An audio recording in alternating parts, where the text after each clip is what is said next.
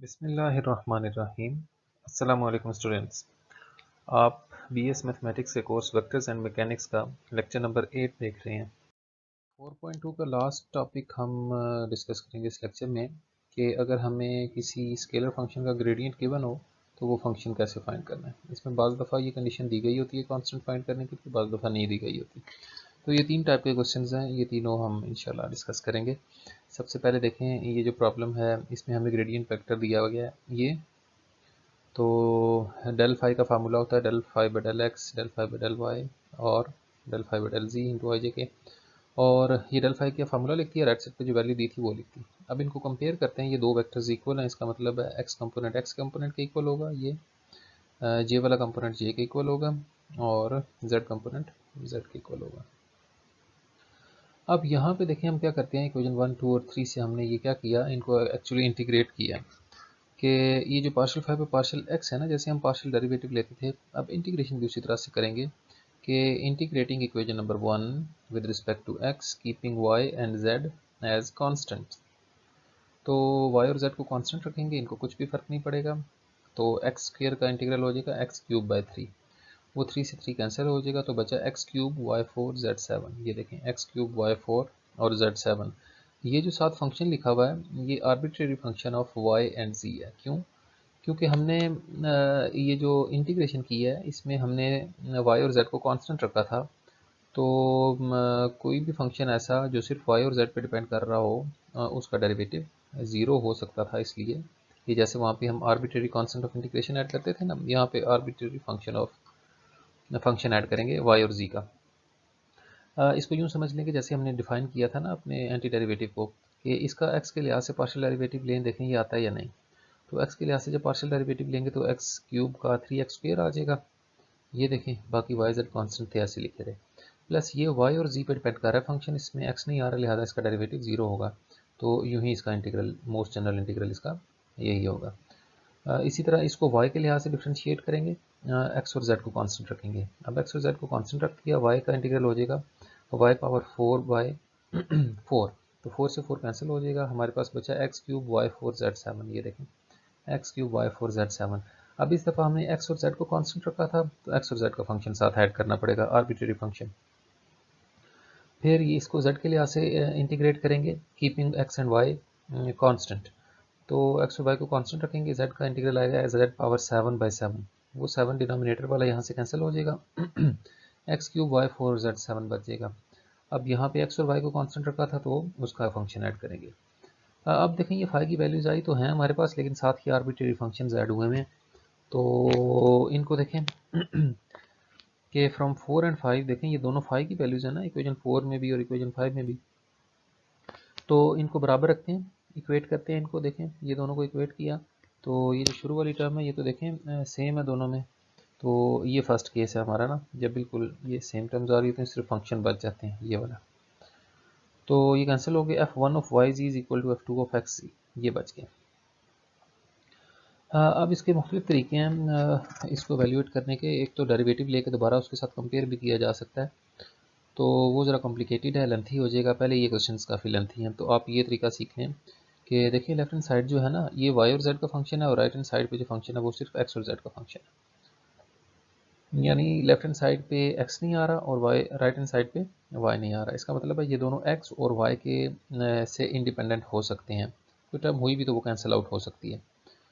तो यानी जो मेन हमारा पैरामीटर है इसमें वो जेड है। तो the left hand side is independent of x and right hand side is independent of y. This implies that these both functions are the function of z only. कि ये दोनों equal हैं, एक तो पहली बात, और ये वाला x से इंडिपेंडेंट है, वो वाला y से इंडिपेंडेंट है। तो ये दोनों, इसका मतलब है z पे डिपेंड कर रहे हैं। तो ये g ऑफ z इसको नया नाम दे दिया। तो इक्वेशन 4 और 5 जिनसे हमने ये कंपेयर करके ये निकाला थे वो क्या बन जाएंगी, इनमें पुट कर दें। इसकी जगह पे भी देखें जी ऑफ सी लिख दिया और इसकी जगह पे भी जी ऑफ सी लिख दिया। तो ये 4 प्राइम और 5 प्राइम इसका नाम रख दिया इन इक्वेशंस का। नेक्स्ट देखें अभी क्या करते हैं। देखें ये हमने इक्वेशंस अभी बनाई थी 4 प्राइम और 5 प्राइम, तो ये जी ऑफ सी तक पहुँच गए। अब ये जो 5 प्राइम है ना, इसको 6 के साथ कंपेयर करें, वो जो पीछे इक्वेशन थी 6 वाली जिसमें जेड को जेड के लिहाज से इंटीग्रेट किया था और एक्स वाई को कांस्टेंट रखा था, ये वाला जिसका ये रिजल्ट था। तो 5 प्राइम ये लिखा हुआ है, ये वाली वैल्यू, और 6 इक्वेशन जो थी पिछली उसके साथ इसको जब कंपेयर किया तो यानी जो हमारे पास 3 इक्वेशन थी ना, 4, 5 और 6, 4 और 5 को कंपेयर करने से हमारे पास ये जी ऑफ सी की फॉर्म में आए थे, और जो तीसरी बच की थी उसको इन दोनों में से किसी एक को भी उसके साथ कंपेयर कर देना आपने। तो यहाँ पे फिर देखें ये X cube Y four Z seven, X cube Y four Z, ये 7 है, यहाँ पे जेड 7 है, ये कैंसिल हो जाएंगे और हमारे पास क्या बचा। अब गौर करें कि G of Z is equal to F three of X Y. अब देखें क्या सूरत हाल है, लेफ्ट हैंड साइड सिर्फ जी पे डिपेंड कर रही है, यानी left hand side is independent of X and Y, while the right hand side is independent of Z. यानी लेफ्ट हैंड साइड में एक्स वाई के बगैर गुजारा हो रहा है, राइट हैंड साइड पे जेड के बगैर गुजारा और हैं ये दोनों इक्वल। इसका मतलब है ये एक्चुअली ना जेड पे डिपेंडेंट है, ना एक्स पे, ना वाई पे, ये एक्चुअली कांस्टेंट है। इसका मतलब ये हुआ कि ये जी ऑफ जी है या F three of X Y है, ये एक्चुअली कांस्टेंट है। तो ये जी ऑफ जी की वैल्यू जो थी ना, जो अभी कांस्टेंट आई है, इसको पुट कर दे चाहे 5 प्राइम में या 4 प्राइम में। मैंने 5 प्राइम में पुट किया, तो इक्वेशन 5 प्राइम क्या बन जाएगी, 5 is equal to X cube Y four Z power 7 plus C. तो एक्चुअली ये जो फंक्शन तीनों में ऐड हो रहा था ये एक्चुअली कांस्टेंट था, ये नतीजा निकला इसका। तो बात क्वेश्चन यहीं तक होते हैं, बस 5 फंक्शन हमारा आ गया, लेकिन इस क्वेश्चन में हमें ये एक्स्ट्रा कंडीशन दी गई है, इसके जरिए हम इस सी की वैल्यू फाइंड कर सकते हैं, जैसे हमने एक्सरसाइज 3.2 में किया करते थे। तो देखें at point at the given point, इसमें पुट करें ये पॉइंट, एक्स की जगह -1, वाई की जगह 0 और जेड की जगह 1। तो ये वैल्यूज पुट की, ये वाली टर्म तो 0 हो जाएगी, यहाँ से सी बच जाएगा। तो ये 5 की -101 पे जो वैल्यू है ये क्वेश्चन में दी गई थी कि 2 है, तो उसकी जगह 2 लिख दिया। देखें ये तो 0 हो गया और सी बचा, तो सी की वैल्यू आई 2, इसको यहाँ पुट कर देंगे, पुट इन 7। तो this is the required function. तो ये प्रोसीजर है, इसको बार बार देखें, गौर से देखें, ये थोड़ा लेंथी प्रोसीजर है, थोड़ा आपके लिए अजीब होगा फर्स्ट टाइम, तो इसकी खूब प्रैक्टिस कर लें। ये एक एग्जांपल 22 है और उसमें ये सेम मेथड है, क्वेश्चन नंबर 26 और 27 इनमें भी यही प्रोसीजर है। नेक्स्ट देखिए सेकंड केस, हाँ इसमें थोड़ा सा काम एक्स्ट्रा होगा, थोड़ा सा डिफरेंट होगा कि फाइंड 5। क्वेश्चन वही है कि एक हमें दिया गया है ग्रेडियंट, दिया गया एक वेक्टर का, एक स्केलर पॉइंट फंक्शन का ग्रेडियंट वेक्टर दिया गया और हमें कह रहा है कि वो स्केलर पॉइंट फंक्शन है, यानी 5 फाइंड करें। तो ग्रेडियंट ऑफ 5 हमें गिवन है कि ये इसके इक्वल है, और ग्रेडियंट ऑफ 5 का फार्मूला तो ये होता है। इन दोनों को कंपेयर किया तो उसी तरह से 3 इक्वेशन बन गई। पहली एक्स के equal, partial 5 by partial Y इसके इक्वल, और पार्शियल 5 बाई पार्शियल जी इसके इक्वल, ये 3 इक्वेशन आ गई, सेम प्रोसीजर। फिर हमने क्या किया था, from integrating 1 with respect to X keeping Y and Z as constants. तो एक्स को जब इंटीग्रेट करेंगे तो एक्स स्क्वायर बाई 2 बन जाएगा, वाई और जेड को कांस्टेंट रखा था, अब वाई और जेड को जो कोई कांस्टेंट रखा था इसलिए उसका आर्बिट्रेरी फंक्शन ऐड करेंगे साथ इंटीग्रेट करते हुए। इसी तरह जब पार्शियल 5 पार्शियल वाई को इंटीग्रेट करेंगे with respect to Y keeping X and Z as constants, तो ये पूरी टर्म कांस्टेंट है, इसके साथ जस्ट एक वाई आ जाएगा, और यहाँ पे वाई का इंटीग्रल वाई स्क्वायर बाई 2 होगा, जिससे 2 कैंसिल होकर वाई स्क्वायर बच जाएगा, प्लस यहाँ पे एक्स और जी को कांस्टेंट रखा था, लिहाजा वो वाला फंक्शन ऐड हो जाएगा एक्स और जी का। थर्ड में देखें जेड के लिहाज से जब इसको इंटीग्रेट करेंगे एक्स और वाई को कांस्टेंट रखते हुए, तो इस टर्म में ये जो फर्स्ट टर्म है इसमें नहीं आ रहा, z नहीं आ रहा, तो ये तो कांस्टेंट है, इसके साथ एक z मल्टीप्लाई हो जाएगा इंटीग्रेट करते हुए, और ये जो z है इसका इंटीग्रल आ जाएगा z स्क्वायर बाई 2, और x और y को कांस्टेंट रखा था इसलिए उसका फंक्शन एक ऐड कर दिया। अब फिर वही प्रोसीजर के इन दोनों को कंपेयर करते हैं, गौर से देखें कि ये भी 5 की वैल्यू है, ये भी 5 की वैल्यू, इन दोनों को कंपेयर करें, लेफ्ट हैंड साइड पे ये लिख दिया, राइट हैंड साइड पे ये लिख दिया। अब एक टर्म कैंसिल हो रही होगी और एक बचेगी, ये मुख्तलिफ है थोड़ा सा फर्स्ट वाले से, देखें एक्स स्क्वायर वाई जी, यहाँ आके थोड़ा सा फर्क पड़ेगा।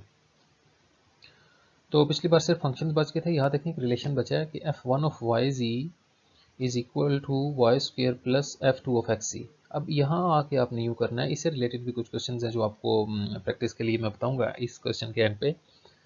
करना यूँ है कि देखें अब y वाला फंक्शन लेफ्ट हैंड साइड पे है ना, तो अगर कोई y वाली टर्म या z y वाली टर्म इस राइट साइड पे आ रही है तो उसको लेफ्ट पे शिफ्ट कर देंगे, ये देखें इस तरह से, क्योंकि राइट वाला जो फंक्शन था उसमें y नहीं था ना, तो y को y वाले फंक्शन के साथ लिखें। तो अब इनको कंपेयर करते हैं और वो वाली स्टेटमेंट लिखते हैं कि लेफ्ट हैंड साइड देखें, आप देख रहे हैं कि इज इंडिपेंडेंट ऑफ एक्स, इसमें कोई एक्स नहीं आ रहा, and right hand side is independent of Y, और ये हैं दोनों आपस में इक्वल। इसका मतलब है ये दोनों जो हैं ना एक्स पे डिपेंड कर रहे हैं ना वाई पे डिपेंड कर रहे हैं, ये एक्चुअली जेड पे डिपेंड कर रहे हैं। तो left hand side is independent of X and right hand side is independent of Y, therefore these two functions, इनको गौर से देखें, इनको इसी सूरत में लिखना है, इसी हालत में। ये देखें माइनस वाई स्क्वायर उसी तरह लिखा हुआ है, will be equal to G of G, a function of Z.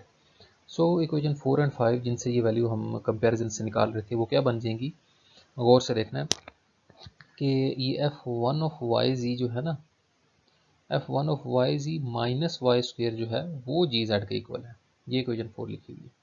F one of Y जी अकेला जी जेड के इक्वल नहीं है, यही फ़र्क है पिछले क्वेश्चन में और इस फंक्शन इस क्वेश्चन में। तो यहाँ से एफ वन ऑफ वाई जी की वैल्यू आएगी, ये वाई स्क्वेयर तो जाके प्लस हो जाएगा, Y square plus G of C, ये देखें ये पुट कर दें फोर में, तो ये 4 प्राइम बन गई इस वाली इक्वेशन में। और एफ टू ऑफ एक्स जी जो है वो डायरेक्टली जी ऑफ जी है, तो एफ टू ऑफ एक्स जी जो है उसकी जगह ये देखें जी ऑफ सी लिखती है, उसमें वाई स्क्वायर पहले से मौजूद था।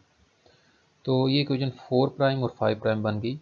बस थोड़ा सा फर्क आया बीच में कि ये टर्म देखें एक्स्ट्रा आ रही थी, यहाँ पे जो माइनस हो रही थी ना, एफ वन ऑफ वाई जी की वैल्यू पुट करते वक्त आपने इसका ख्याल रखना है कि साथ ये भी ऐड करनी है। ये आ गई। अभी नेक्स्ट देखते हैं। तो ये वो दो इक्वेशंस आई जो हमने कंपैरिजन के ज़रिए किया था, और 4 प्राइम और 5 प्राइम। अब ये जो 5 प्राइम आई है इसको वो जो तीसरी इक्वेशन बची हुई थी वहाँ से उसके साथ कंपेयर करते हैं, उस जिसमें F3 ऑफ एक्स वाई हमने ऐड किया था। तो इधर भी देखें एक ही टर्म कैंसिल हो रही है ये वाली, और बाकी क्या बच रहा है, लेफ्ट हैंड साइड पे ये बच रहा है और राइट हैंड साइड पे ये। अब यहाँ वो शफलिंग करनी है जो मैं पीछे भी बता रहा था कि देखें फंक्शन जो है z का वो लेफ्ट पे है, तो z वाली टर्म लेफ्ट पे आ जाएगी, ये देखें। और y वाला फंक्शन जो है राइट पे है, तो y वाली टर्म राइट पे आ जाएगी। अब इस इक्वेशन को पे गौर करें कि left hand side is independent of x and y and right hand side is independent of z. So these both expressions are independent of all the three variables. So this is actually a constant. तो इसको ये g of z minus 3 by 2 z square और ये जो है f3 of x y minus y square is actually a constant. तो इन दोनों की जगह c पुट करें ज़रा इक्वेशन 5 प्राइम में। मैंने इक्वेशन वही यूज़ किया ताकि आपको एक पैटर्न सेट हो जाए और आप आसानी से क्वेश्चन कर सकें। 4 प्राइम में भी पुट कर सकते हैं, एक ही बात है। चलें 5 प्राइम में पुट करते हैं, 1/2 एक्स स्क्वेयर वाई जी, ये आ गया। अब गौर करें ज़रा, यहाँ लिखा हुआ है वाई स्क्वेयर, ये वाई स्क्वेयर लिख दिया। अब देखें जी ऑफ जी की वैल्यू यहाँ से क्या आ रही है, सी प्लस ये उधर जाके प्लस हो जाएगा ना 3/2 जेड स्क्वेयर, तो ये देखें 3/2 जेड स्क्वेयर ऐड किया, तो जी ऑफ सी की वैल्यू आ रही है, ये उधर जाके प्लस हुआ 3/2 जेड स्क्वेयर प्लस सी, तो ये देखें इस जी ऑफ सी की जगह 3/2 जेड स्क्वेयर प्लस सी पुट कर दिया, और यही हमारा रिक्वायर्ड 5 फंक्शन है। इसमें हमें एक्स्ट्रा वैल्यू नहीं दी हुई थी, इसलिए हमें सी की वैल्यू नहीं निकाल सकते। इसको देखते हुए आपने क्वेश्चन नंबर 23 और 24 कर लेने हैं। तो इन क्वेश्चंस की जो लास्ट टाइप है उसमें होता यूँ है कि जो ग्रेडियंट वेक्टर है वो आर की फॉर्म में दे दिया जाता है। तो आर की फॉर्म में भी दिया जाता है फंक्शन, और हमें ग्रेडियंट दिया जाता है और कहा जाता है कि 5 फंक्शन फाइंड करें। तो आर आप जानते हैं एक्स आई प्लस वाई जे प्लस जेड के इक्वल है, ये 2 दफ़ा आर लिखा गया, इसके इग्नोर करें। और इधर से आर का मैग्नीट्यूड क्या होगा, square root of X square plus Y square plus X square. तो हमें डेल फाई इस दफ़ा इसके इक्वल दिया गया 2r4 इंटू आर। तो हमने क्या किया कि इसको ना ये जो है डेल फाई का फार्मूला पुट किया, और राइट हैंड साइड पे देखें ये 2r4 इंटू वेक्टर आर की वैल्यू पुट कर दी, और ये जो 2r4 है इसको अंदर मल्टीप्लाई कर दिया हर कंपोनेंट के साथ। अब इसको कंपेयर कर लेते हैं जैसे हर क्वेश्चन में हमने किया। तो पार्शियल 5 बाई पार्शियल एक्स इसके इक्वल आएगा, ये गौर से देखें 2x into R power 4, R की वैल्यू ये थी, साथ साथ एक्चुअली सिंप्लीफाई करते जा रहे हैं। तो आर की वैल्यू इंटू पावर 4, आर की जगह उसकी वैल्यू डाल दिया। फिर y वाला y के इक्वल रखा, इसके इक्वल रखा 2y आर पावर 4, 2y ये देखें आर पावर 4, इसी तरह z वाला 2z आर पावर 4 के इक्वल आएगा इस कंपोनेंट के, और ये 4 पावर स्क्वायर रूट से कैंसिल होकर पावर 2 बच जाएगी, ये देखें सब पे पावर 2 आ गई। ये हमारी इक्वेशन 1, 2 और 3 आ गई। तो इनको हम इंटीग्रेट करते होते थे ना, यहाँ भी ऐसे ही करेंगे। Integrating 1 with respect to x keeping y and z as constant. तो देखें इसको इंटीग्रेट कर दिया with respect to x, y और z को समझें कि कांस्टेंट है। तो यहाँ पे देखें ये जो अंदर फंक्शन लिखा हुआ है इसका x के लिहाज से डेरिवेटिव लें अगर पार्शियल डेरिवेटिव, तो वो 2x बनेगा ना, तो वो साथ मौजूद है, तो पावर रूल अप्लाई हो जाएगा, फंक्शन पावर डेरिवेटिव, पावर में एक ऐड किया और उसी से डिवाइड कर दिया। अब क्योंकि y और z को कांस्टेंट रखा था, इस वजह से उसका एक आर्बिट्रेरी फंक्शन साथ ऐड करना पड़ेगा। सिमिलरली y वाले को जब y के लिहाज से इंटीग्रेट करेंगे तो ये अंदर वाले का डेरिवेटिव 2y बनेगा और वो बाहर मौजूद है, तो पावर रूल यहाँ भी अप्लाई हो जाएगा। प्लस अब x और z को कांस्टेंट रखा था तो उसका फंक्शन ऐड करना पड़ेगा। इसी तरह z वाले के साथ भी करेंगे, उधर x और y का फंक्शन ऐड करना पड़ेगा। देखें उसका derivative with respect to z मौजूद है। तो ये तीन इक्वेशन आ गई 4, 5 और 6। अब इनके साथ फिर वही काम करेंगे कि इन दोनों को 4 और 5 को कंपेयर करेंगे, वहाँ से इनको थोड़ा सा स्पेसिफाई हो जाएगी हमें किसी हद तक वैल्यू, फिर उसको 6 के साथ कंपेयर करेंगे। सेम प्रोसीजर देखें। तो ये देखें इक्वेशन 4, 5 और 6 जो भी हमने फाइंड की इंटीग्रेट करके, तो 5 की ये तीन पॉसिबल वैल्यूज़ आ रही हैं, लेकिन बीच में आर्बिट्रेरी फंक्शंस हैं, अभी एग्जैक्ट वैल्यू फाइंड नहीं हुई। तो पहले 4 और 5 को कंपेयर करते हैं जैसे हमने हर क्वेश्चन में किया। तो ये देखें फर्स्ट वाली टर्म जो है, ये केस 1 वाला क्वेश्चन है, बस जस्ट इस वजह से मैंने किया कि इसमें आर आ रहा था। तो ये देखें ये कैंसिल हो जाएगा और ये फर्स्ट फंक्शन जो है सेकंड फंक्शन के इक्वल आ जाएगा। f1 of y z will be equal to f2 of x z। अब and left hand side is independent of x and right hand side is independent of y, so both of this function will be dependent on the variable z। ये देखें इनको नया नाम दे दिया g of c। तो हमारी equation 4 और 5 क्या बन जाएंगी, उनमें ये f1 ऑफ y z की जगह भी देखें g ऑफ c लिख दिया और f2 ऑफ x c की जगह पे भी g ऑफ c लिख दिया। तो ये हमारी 4 प्राइम और 5 प्राइम आ गई। इसके बाद हम क्या करते थे, 5 प्राइम को ये जो बची थी इक्वेशन उसके साथ कंपेयर कर देते थे। हर क्वेश्चन में यूँ ही किया मैंने। आप 4 प्राइम को भी वैसे कर सकते हैं, लेकिन एक पैटर्न फॉलो करें ताकि आपके लिए ईजी हो। तो इनको कंपेयर करते हैं, तो फिर देखें वही टर्म कैंसिल हो रही है इस तरह से। तो हमारे पास क्या बचा, g of c is equal to f3 of xy। अब left hand side is independent of x and y and right hand side is independent of z, so both of these functions are actually a constant function। तो इसकी जगह constant लगा दिया, तो हमारी equation ये जो 5 प्राइम थी ये क्या बन जाएगी, g of c की जगह जस्ट c लिख देंगे। ये देखिए प्लस c, ये प्लस c of c था ना, ये प्लस c लिख दिया।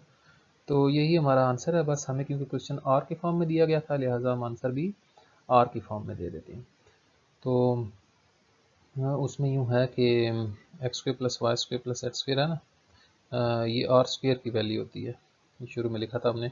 तो R square power 3 divide by 3 plus C. तो आर पावर 2 की का जो क्यूब है वो आर पावर 6 के इक्वल होता है। तो ये हमारा रिक्वायर्ड आंसर है। इसको देखते हुए आपने कुछ एग्जाम्पल 23 कर लेनी है, उसमें इस तरह से डेल 5 दिया गया, सॉल्व हुई भी है वहाँ पे। तो इस तरह से हैं ये प्रॉब्लम्स, इनको ज़रूर कर लेना। थोड़ी लेंथी है लेकिन ईजी हैं।